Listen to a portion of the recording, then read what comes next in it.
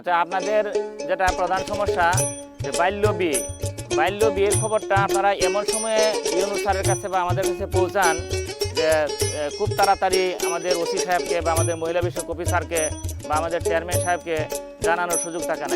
এমনও দেখা গেছে বিয়ে হয়ে গেছে কিন্তু আপনারা জানাইলেন, তখন তো জানাইলে আর কোনো অতটা লাভ নাই। তো আপনারা একটা মেয়ের যখন বিয়ে ঠিক হয়, বাল্য বিয়ে ঠিক হয়, বা একটা ছেলে যখন বাল্য বিয়ে করে, তখন এমন হয় যে এটা আগে থেকে একটা কথাবার্তা চলে। উকিল আসে, যে গ্রামের উকিল আসে না, যে তারা ওই যে বিয়ে শাদী করা যে উকিল বলে আর কি, ঘটক বলে, তো তারা ইয়ে আসে, তারা তাদের সাথে কথাবার্তা হয়।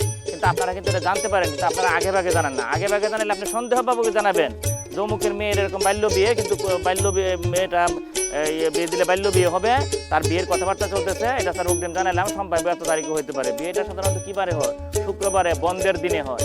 বন্ধের দিনে হয়, যে কারণে মনে করেন আপনারা বৃহস্পতিবারে সন্ধ্যায় জানান, এরকম সময় দেখা যায় যে আমার মহিলা বিষয়ক অফিসার উনি হয়তো তার আত্মীয় বাড়িতে গেছেন, ছুটির দিন যেহেতু, বা কোনো একটা সামাজিক আচার অনুষ্ঠানে আছেন, তাৎক্ষণিকভাবে উনি যাইতে পারেন না। আমাদের ওসি সাহেব, আমাদের এখানে স্বল্প পরিসরে আমাদের ওই পুলিশ আছে, অত কনস্টেবল নেই, অত সাব ইন্সপেক্টর নাই, যে কারণে এটা একটা বিভাগীয় শহর, ওসি সাহেবের ঝামেলা থাকে এখানে, ওই যে একটা থানা মাত্র, যে কারণে ওই তাৎক্ষণিকভাবে তারা যদি পুলিশ অনেক সময় পাঠাইতে পারে না। আমরা যদি একটু আগে ভাগে জানাই, 1 ঘন্টা আগে 2 ঘন্টা আগে জানাই, তখন ওনাদের জন্য কাজটা স্মুথ হয়। তাৎক্ষণিক জানাইলাম যে এই মুহূর্তে বিয়ে হচ্ছে, উনি কি হেলিকপ্টারে এই 2 মিনিটের মধ্যে ওখানে চলে যেতে পারবে? উনি মোটর সাইকেল নিবে, ড্রেস করবে, যাবে, রাস্তাঘাটে জাম থাকে, থাকে, দেখা যায় বিয়ে হয়ে যায়। আবার এরকমও আমি দেখেছি যে ওই যে বাল্য বিয়ে করার কালে এখানে আপনারা বিয়েটা ভেঙে দিলেন, কিন্তু পরে গোপনে তার নানির বাড়িতে বা অন্য কোনো আত্মীয়র বাড়িতে নিয়ে যায় বিয়েটা পড়ে ফেলায়। এটাও যদি আপনার কাছে সন্দেহ হয় যে তার নানির বাড়ি অমুক জায়গায়, আমি গোপন সূত্রে খবর পেয়েছি বা আমার কাছে অনুমান হয়েছে বা আমি মনে করতেছি তার নানির বাড়িতে অমুক সময় বিয়েটা হইতে পারে, তাহলে তার নানির বাড়িতে এই বাংলাদেশের সকল উপজেলায় আমাদের এই অনুসাররা আছেন, ও তাদের কাছে এই অনুসার যোগাযোগ করবেন যে অমুকের আমার এখানে একটা বাল্য বিয়ে হইতে চাইছিল, সেটা তো আমরা স্টপ করে দিয়েছি, কিন্তু তার নানির বাড়ি হলো আপনার উপজেলা অমুক ইউনিয়নে অমুক গ্রামে, যাতে সেখানে বিয়েটা না হইতে পারে। তাহলে সেই ইউনিয়নে যে আমাদের গ্রাম পুলিশ আছে না, সে আমাদের ইউনিয়ন সচিব আছে, ওখানে আমাদের চেয়ারম্যান সাহেব আছে, তখন তারা এটা প্রোটেকশন দিতে পারবো যে না, সদর উপজেলার এই মেয়ের এখানে না বিয়ে করানো যাবে না, অমুক উপজেলার ইউনো সাহেব ফোন করেছেন, যেটা বাল্য বিয়ে গেল একটা বিষয়। আর এটা হলো কিছু বিষয় আছে না, যে অমুক দোকানপাটের সামনে যে দুই পক্ষ খুব গরম আলাপ হয় না, যে এক পক্ষ আরেক পক্ষের মানমুখী হয়ে যায়, তখন এটা নিয়ে কিন্তু এখান থেকে ওইটা আইসা পারে জম্মুকে আমরা দেখে ছাড়বো। তখন এই যে আলাপ আলোচনাটা আপনি খেয়াল করবেন, গোপনে খেয়াল করবেন, গোপনে খেয়াল করলে আপনি বুঝতে পারবেন যে এর মধ্যে মারামারি হওয়ার সম্ভাবনা আছে কিনা। এরকম থাকলে সেটাও আপনি ইউনুসকে জানাবেন। আসলে সে কি তার আত্মীয় বাড়িতে বেড়াতে এসেছেন, নাকি বিশেষ কোনো কাজে এসেছেন, নাকি এই যে মার্ডার, চুরি, ছিনতাই বা অন্য কোনো অপরাধ সংগঠনের জন্য বা অন্য জায়গায় অপরাধ করে আপনার এলাকায় পলায়ন করে এসেছেন কিনা, এটা যদি আপনার কাছে অনুমান হয় সেটাও ইউনুস স্যারকে জানাবেন। ইউনুস স্যারকে না পাইলে আমাকে জানাবেন, আমাকেও না পাইলে আমাদের জাকির সাহেবকে জানাবেন। যেহেতু আপনারা সরাসরি ইউনুস স্যারের স্বাক্ষরে আপনাদের বেতন হয়, ইউনুস স্যার আপনাদেরকে নিয়োগ দেয়, সেই প্রেক্ষাপটে প্রাথমিকভাবে আপনারা ইউনুস স্যারকে সব জানাবেন। ইউনুস স্যার মনে করলে সেটা পরে ওনার ঊর্ধ্বতন কর্তৃপক্ষকে উনি অবহিত করবেন, কিন্তু আপনারা প্রথমে ইউনুস স্যারকে জানাবেন। আর কি বিষয়?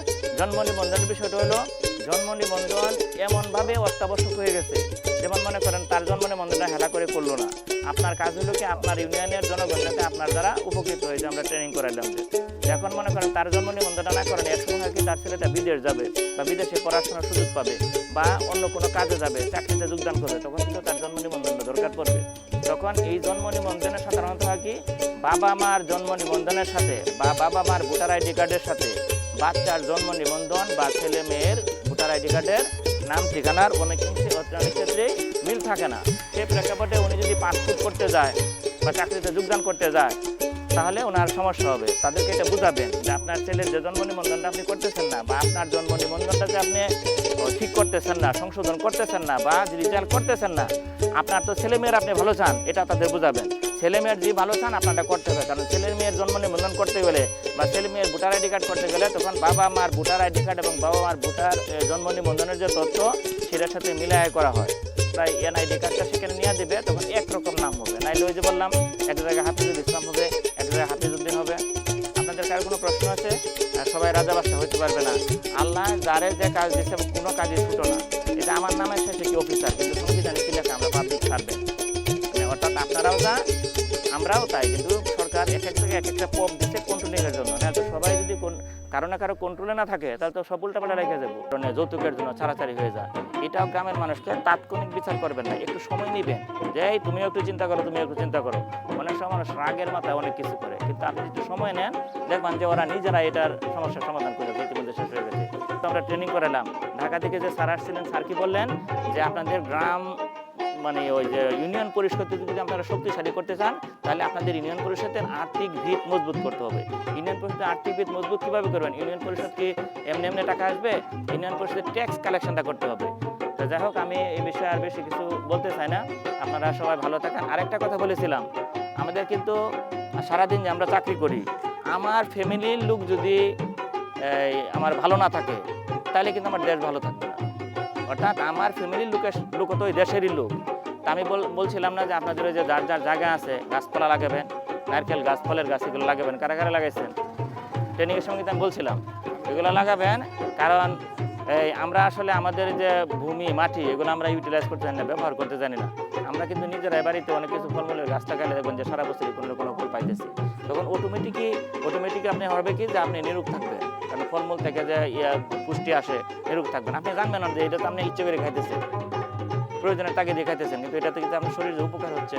কারো কাজই ছোটো না, সবটাই চাকরি। আপনাদের ছেলে মেয়েদের ভালো করে পড়াশোনা করাবেন। আমি এই গ্রাম পুলিশের ট্রেনিং করানোর সময় দেখছি যে বেশ কয়েকজন এই যে IA pass, BA pass, matric pass, এবং এদের কারো কারো হাতের লেখা আমার হাতের লেখার চেয়ে ভালো, এবং কারো কারো যে আমি পরীক্ষার খাতা দেখছি অত্যন্ত চমৎকারভাবে লিখছি, এবং এখানে প্রায় 10 জন থেকে 15 জন সবাই ফার্স্ট হওয়ার যোগ্য ছিল। কিন্তু সবাইকে তো আর ফার্স্ট করা যাবে না, একটা সিস্টেম আছে না যে তোমার একজনকে ফার্স্ট করাইতে হবে এবং সেকেন্ড করাইতে হবে, সেজন্য আধা নম্বর 1 নম্বর এরকম কম করে হয়েছে। কিন্তু আপনারা প্রায় সবাই ভালো করছেন। হয় আপনারা এই বিষয়ে সতর্ক থাকবেন। বাল্য বিবাহ, জন্ম নিবন্ধন, তারপরে ওই যে এলাকায় অনাগত বা অনাহুত কোনো লোকের সন্দেহজনক আনাগোনা ইত্যাদি বিষয়ে আপনারা সঠিকভাবে আপনাদের দায়িত্ব পালন করবেন, এবং আপনারা সঠিকভাবে দায়িত্ব পালন করতে করতে একদিন দেখবেন সরকার আপনাদেরকে আরও অধিকতর গুরুত্ব দিচ্ছে। ধন্যবাদ সকলকে।